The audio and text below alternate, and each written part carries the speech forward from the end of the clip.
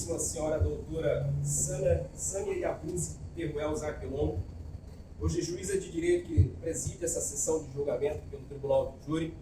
E doutora, eu tenho repetido reiteradas vezes, sempre ocupando a banca de defesa, que é muito tranquilo para o advogado, e hoje eu tenho essa perspectiva de uma banca diferente, mas é sempre muito tranquilo quando há um juiz ou uma juíza da vossa envergadura. Porque para a defesa também é muito bom. Nós não nos preocupamos com o desenrolar do procedimento. Concentramos hoje apenas na acusação, os defensores podem se preocupar apenas com a defesa. Ter na presidência de um julgamento pelo júri um juiz, uma magistrada da vossa envergadura é uma tranquilidade. Porque realmente, doutor, nós sentamos aqui e não nos preocupamos com o procedimento ser violado ou com a balança da justiça pender para um lado ou para o outro. Não, a senhora foi realmente o fiel da balança. Isso é muito bom. Espero que nos encontremos outras vezes no plenário, quer seja como advogados da assistência de acusação, quer seja como advogados de defesa. Meus cumprimentos, que tenho certeza que são ratificados pelo meu grandíssimo colega, Dr. Bruno. Falando do Dr. Bruno Friedrich Salcedo, brincava que é parente do Ivan Nietzsche, de Friedrich Nietzsche. Dr. Bruno, que além de um colega de profissão, é meu amigo de vida também. Nos conhecemos pelo acaso ocasional das coisas, como diriam os poetas, e já dividimos a banca de defesa no júri em várias oportunidades.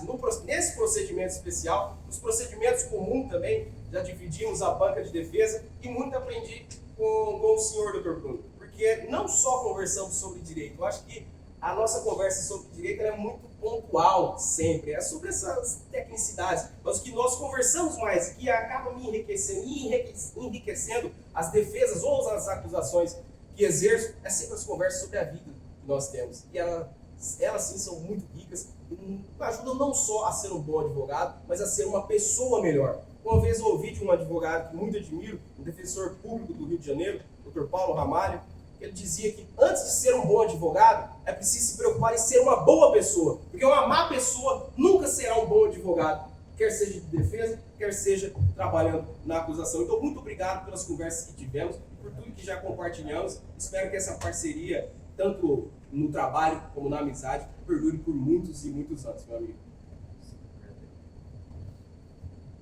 Nossa querida secretária Andréia Cardoso da Silva, preciso agradecê-la pelo auxílio que sempre presta ao Tribunal do Júri, porque isso aqui é dificílimo de organizar, é muito trabalhoso, é muita intimação, tem que verificar os prazos se estão todos corretos, para que nada durante o julgamento saia do trilho. E esse trabalho é muito complicado, é feito tanto pela Secretaria quanto pelos oficiais de justiça, que também muito nos auxiliam e por isso merece o nosso cumprimento público, todos os servidores. Nossos policiais militares, policiais penais, que hoje nos ajudam na segurança do plenário, recebam os cumprimentos desse advogado, que também advoga para policiais militares, delegados de polícia, policiais civis. Tem uma honra de ser sobrinho de um outrora policial das rondas ostensivas Tobias de Aguiar, a rota, a tropa de elite do estado de São Paulo, e sei da missão valorosa de vocês. Meu tio acabou paraplégico com um tiro que levou nas costas.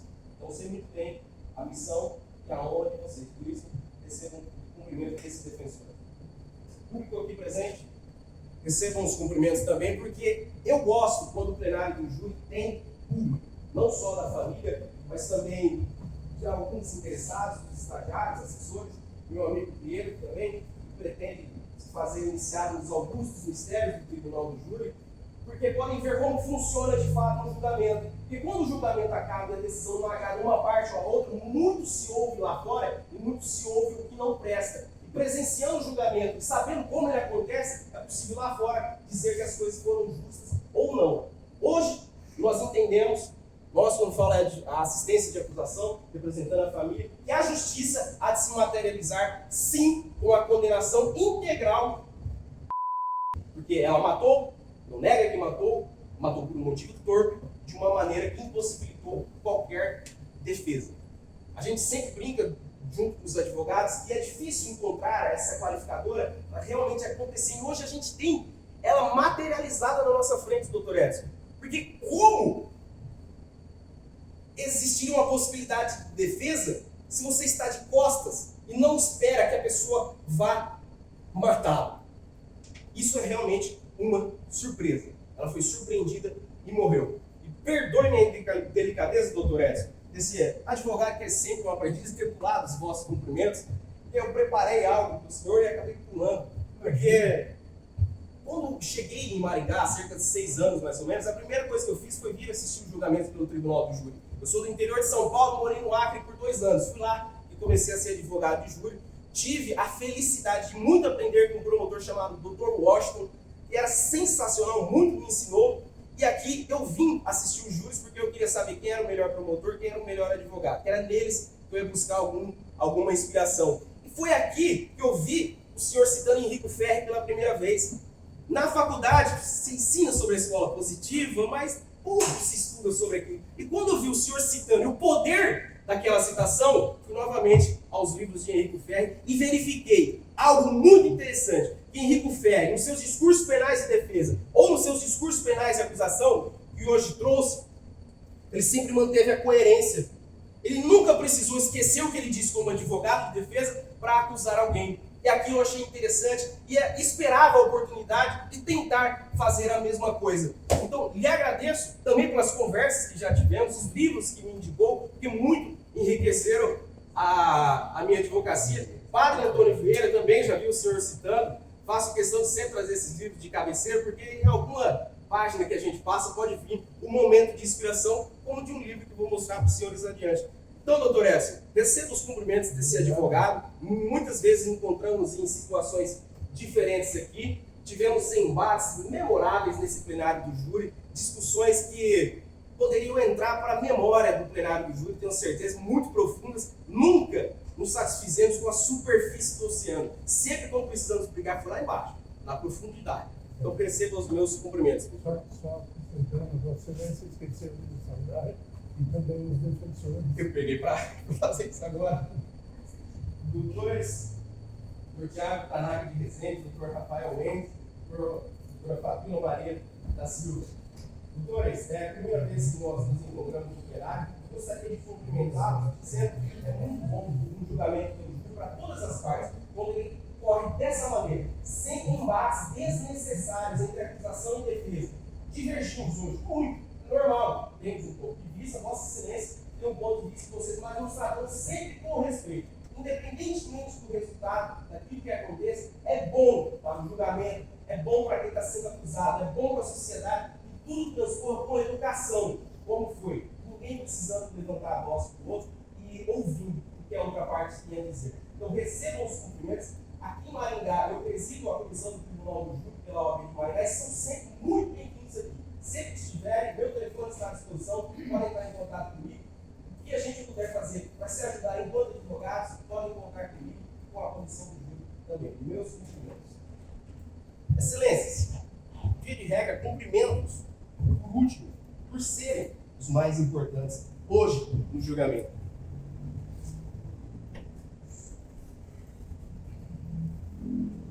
Tudo isso que se desenhou seja julgado. Mas quem a julga são Vossas Excelências. Vossas Excelências têm hoje o poder de decidir a vida daquela pessoa, de escrever na história dela o que ela se tornou a partir do dia 23 de junho de 2021. Vossas Excelências têm a oportunidade de se concretizar aquilo que a defesa desenhou, dizer que ela agiu em legítima defesa ou que não, que ela matou e matou com 2 qualificadoras. Uma pela torpeza do agir, aquilo que fez é se tornar um móvel da ação homicida, é torpe, é nojento, nós não admitimos isso, e que ela agiu de uma maneira que sequer possibilitou que a outra parte se defendesse, pois pegou ela pelas costas, desprevenida com um único golpe, bem no coração, como um tamanduá que mata a bastante, enfrentando suas garras no coração. Esse é o poder de Vossas Excelências. Para isso, devem ouvir sim a acusação, a assistência e os defensores, para que da síntese de tudo que ouvirem, saia, emane de fato a justiça. Dr. Edson, com a maestria que lhe é inerente, exauriu praticamente as provas que já estão no processo. Restou-me a missão de apontar algumas particularidades que me chamaram a atenção, talvez pelo vício da defesa. Eu consigo enxergar algumas coisas e trazer esse ponto de vista para vossas excelências bem temperarem a decisão, para que ela possa ser a mais correta possível. Vossas excelências já sabem que matou, que morreu, que ela agiu por motivo torto de uma maneira que impossibilitou a defesa. Algumas coisas que me chamam a atenção, talvez resolvam a questão. Ontem que eu perguntei para a Juliana se a era naturalmente uma liderança naquela região. O que eu queria dizer com aquilo? Eu queria saber se ela era aquela pessoa que, mesmo não sendo escolhida, tomava às vezes, talvez por uma própria vocação de acolhimento, de cuidar daquelas meninas. De não deixar, por exemplo, que alguém chegasse lá e cobrasse delas para estar ali. Já é uma situação humilhante e vexatória, pelas quais elas precisam passar para sobreviver. E ainda chegar uma pessoa e cobrar para que elas possam exercer essa humilhação, ela não deixava que isso acontecesse. Então, ela era naturalmente uma liderança. Já pelo que ficou desenhado e conseguimos entender, era alguém que queria essa liderança, mas de uma maneira violenta. E para tentar controlar aquela região, aquele ponto aqui perto da catedral, nas costas da catedral, ela usava de violência, ameaçando, batendo e se valendo até de marido que ela dizia que ia chamar, porque ele era muito bandido. Então, era natural que para ela exercer o comando sobre aquela região, ela precisasse eliminar quem exercia essa liderança natural, que impedia que ela fosse violenta com as outras meninas. Então, para que o seu desejo fosse concretizado, ela precisava eliminar a liderança nata. Ela precisava eliminar o que foi o que fez. Infelizmente, foi o que fez. A defesa pode dizer que isso não faz sentido, porque como ela ia exercer essa liderança se ela seria presa? Bom, eu não sei porque as pessoas fazem o que fazem. No dia que eu descobri, talvez eu me aposente. Mas dá para compreender que era isso mesmo que ela queria? Pela ação que ela teve após o seu ato. Porque veja, houve primeiro a briga ali na esquina, que o Dr. Edson mostrou o vídeo para vossas excelências. Ela vai até o rei da China. André, coloca o vídeo novamente.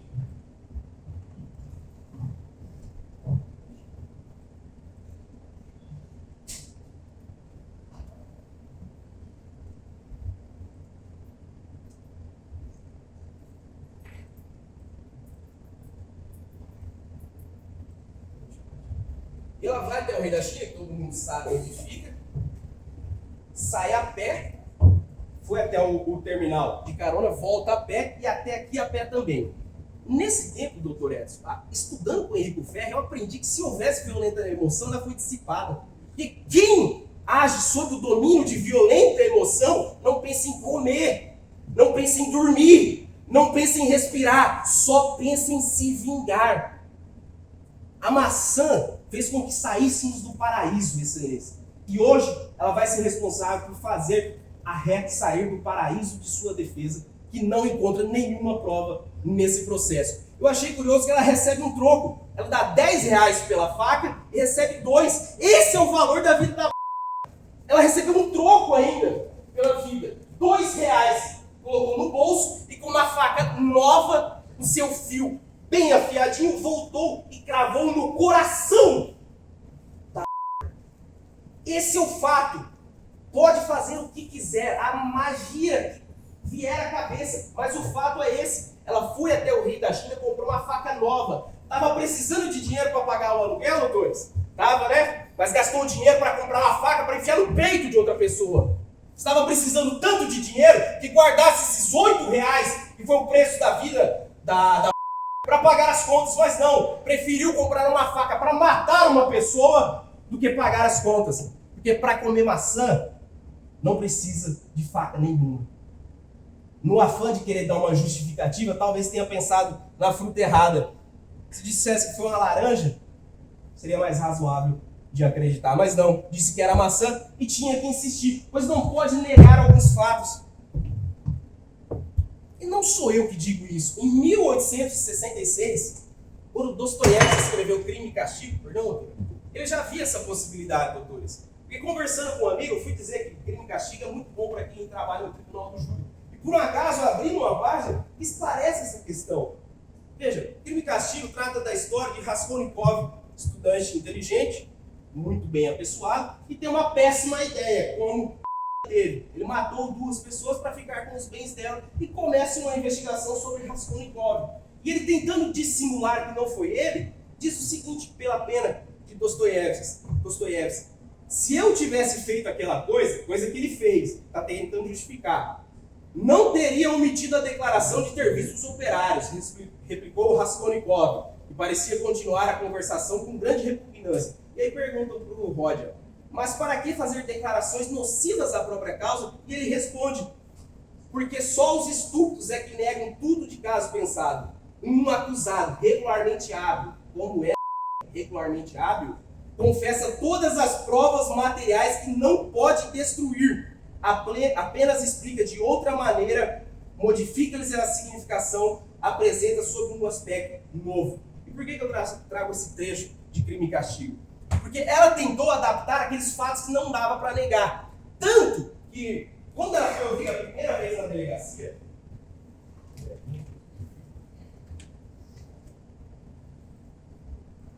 ela não disse que foi ao rei da China comprar uma faca. Ela omitiu essa informação porque ela acreditou que as pessoas não saberiam que ela foi até o rei da China. Pode colocar a partir dos 2 minutos, mais ou menos.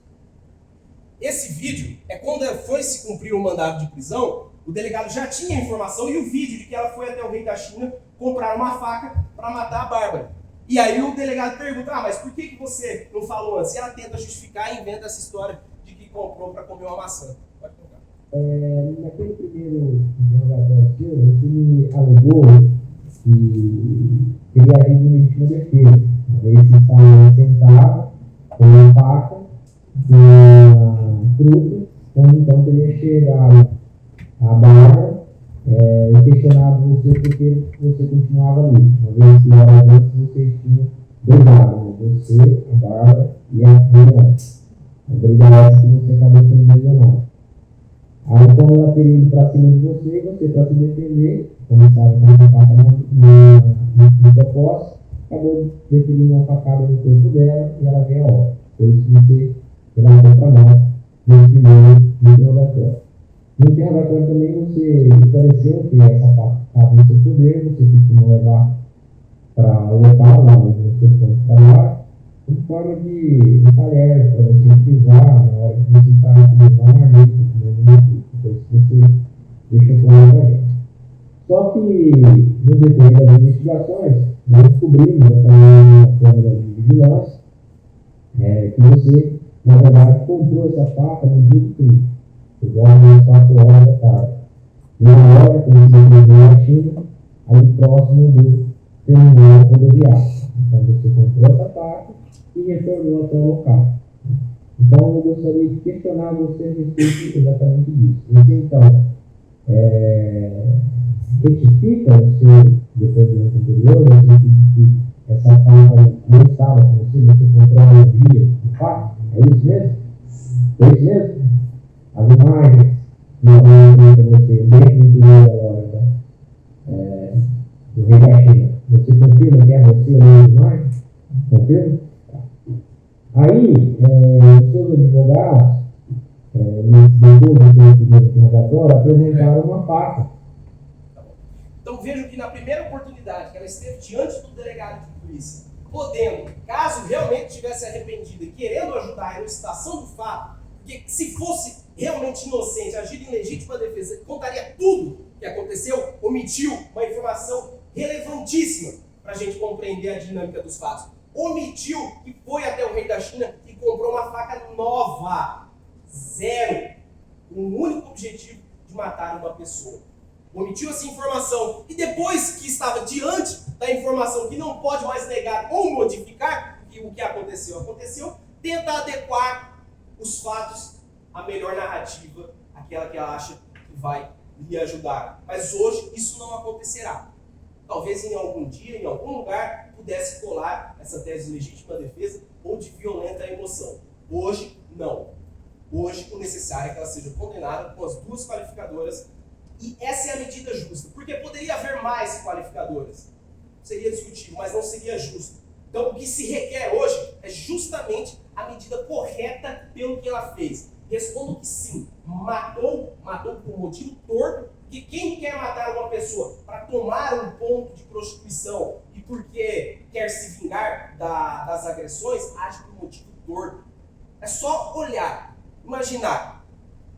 Bruno me conta, fala, Marco, você ficou sabendo do homicídio que aconteceu? Aconteceu por isso, isso e isso. Se a reação que a pessoa tem ao ver aquela de nojo é motivo torto, é baixo, é nojento, é abjeto. E esse é o sentimento que a gente tem quando ouve as razões pelas quais ela agiu. E agiu de uma maneira para não dar qualquer chance de defesa, porque foi muito bem perguntado pela defesa várias vezes se a teria condições de se defender. E ela sabia disso, que ela teria. Sabendo das condições de defesa por parte da pegou ela pelas costas. Um golpe absolutamente traiçoeiro. Traiçoeiríssimo. Pela região onde ela recebeu o golpe, não teve tempo de entender o que aconteceu. Você imagina, você não está esperando que isso aconteça, recebe uma punhalada no coração que corta o coração no meio, você morre em questão de segundos, sem conseguir compreender o que aconteceu, sem conseguir dar tchau para alguém. E esse fim de semana, estudando no caso, eu precisei ir até a minha cidade, no interior de São Paulo. O irmão de um amigo, infelizmente, morreu aos 26 anos de meningite, uma doença que quase não se vê mais. Conversando com meu amigo, havia algum consolo ainda, porque diante da violência que a gente vive, pelo menos ele não foi de morte violenta, essa morte repentina. Ele não foi tirado da família por outra pessoa, como o foi retirado do seu convívio familiar. Esse era o único consolo que havia naquela família, o que não existe aqui. A vida de foi interrompida de maneira bárbara, pelo perdão da redundância, pelo ato que poderia ser evitado. E como eu disse a vocês, quem está preocupado com os filhos pequenos, e essa questão é interessante até do acordo, que quando trata-se das mulas, é até compreensível que uma mãe com um filho pequeno vá pelo tráfico, que é algo que ainda pode lhe render algum dinheiro. Mas o que tem a ver quando pratica um homicídio? Pensou nas próprias crianças quando tirou a vida de Pensou talvez nas crianças de como é que ficaria o aluguel delas dali em diante? Não pensou em nada disso. E hoje, quando diz que se arrepende, necessariamente precisa se arrepender de algo errado. Porque se acreditasse de fato que agiu corretamente, não se arrependeria de ter salvado a própria vida e para continuar o sustento dos próprios filhos. Ninguém se arrepende de uma coisa dessa. Se arrepende sim, porque sabe que agiu mal.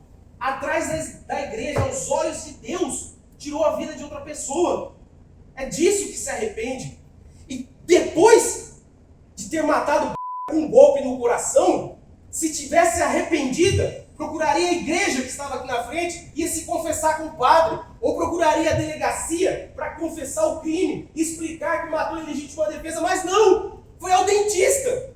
Depois de enfiar uma faca no coração de uma pessoa, ver ela agonizando até a morte, foi ao dentista.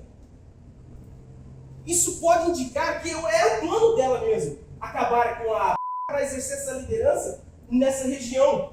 Foi se preocupar com o dente. Ora, se eu sou inocente, uma pessoa veio para cima de mim e eu matei essa pessoa, você acha que eu vou no dentista?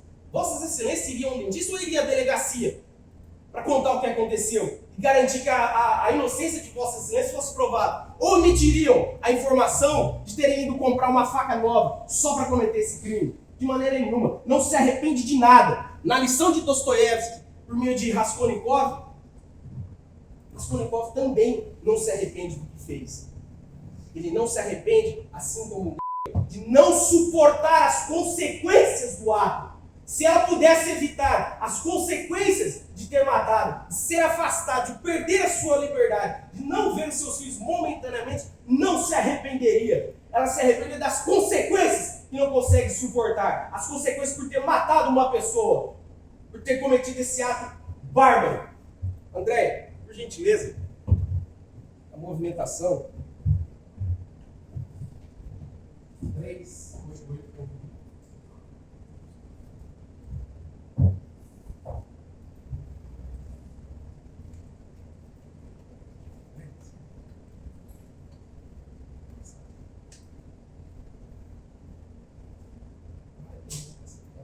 É possível que a defesa mostre essas fotos para dizer que ela sofreu agressões. Você veja que aqui ela quer mostrar um dente que foi quebrado, que foi preciso conserto nesse dente. Pode passar.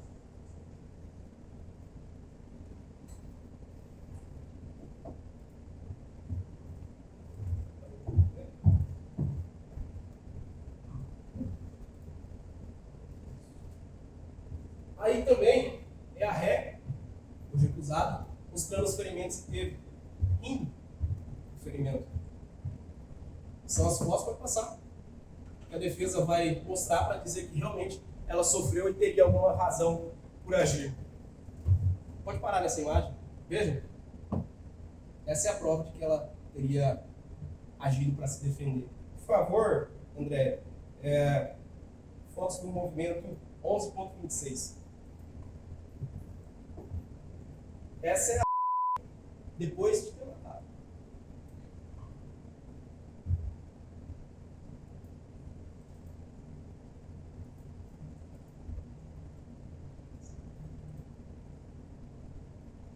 Esse é o local. E essa é a depois de agir. Ela não teve chance nem de arrumar o vídeo.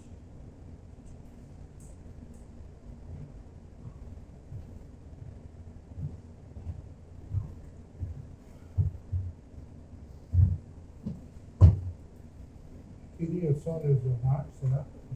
Não queria matar? É difícil de acreditar, Edson. Uma punhalada no coração não precisa ter estudado medicina legal, ser médico, para ter o instinto do bicho que ainda reside em nós, de que uma punhalada no peito mata. Foi onde ela escolheu. Não foi na barriga, não pegou no braço, e não tem nenhuma lesão na porque ela não teve condições de se defender. Ela não teve a oportunidade de empurrar a para não ser morta. Como eu disse, ela sequer teve a oportunidade de entender o que aconteceu. Enquanto seu sangue escorria, sua vida ia embora, ela tentava compreender, mas a sinapse do cérebro já não funcionava, porque o sangue escorria pelo ferimento aberto por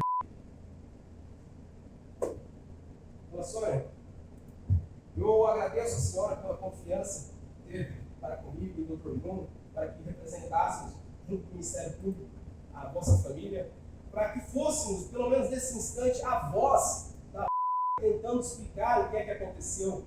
Porque eu sempre digo, Dona Sônia, que o advogado é sempre uma voz. Às vezes é a voz do réu, mas também às vezes é a voz da vítima. Ela não pode dizer o que aconteceu. Mas hoje, estando aqui com vida, sabendo tudo que eu sei, vivendo o que eu vivi, eu consigo compreender aquilo e ser a voz dela nesse momento, para tentar, de alguma maneira, trazer conforto a essa família que foi estraçalhada pela ação de tudo que eu fizer.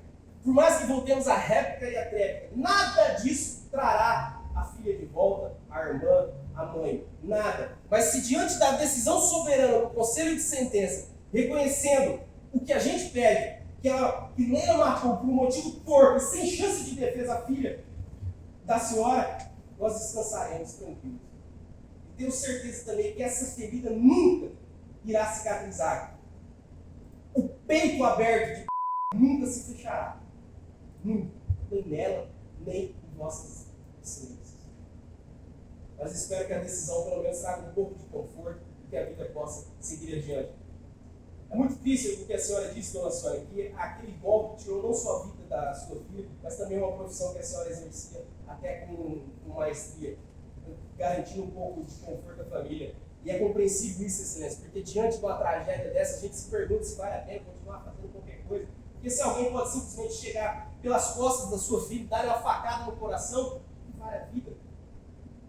Então, Sônia e família, agradeço a confiança, já caminhando para o final, e independentemente do resultado, daquilo que acontece, da decisão que sai do Conselho de Sentença, eu espero que vocês tenham se sentido representados hoje por meio da assistência de acusação.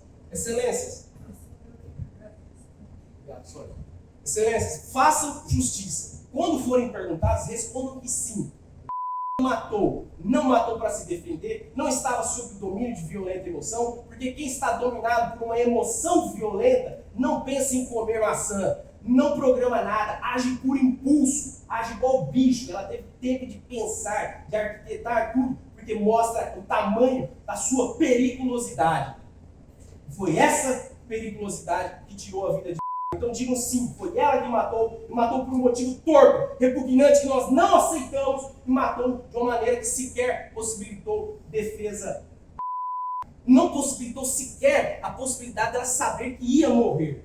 Que agonia que essa menina sofreu. Uma dor que ela não entendia o que era, e simplesmente a vida saindo pelo seu peito por meio da ferida aberta por Leila. Então respondam que sim, matou com duas qualificadoras. Não haverá injustiça nenhuma. Será responsabilizada na medida correta, nem para mais e nem para menos. Reconheçam essas circunstâncias e tenham certeza que poderão hoje descansar com a consciência tranquila, sabendo que fizeram justiça. Doutor Nelson, pretende reutilizar a palavra?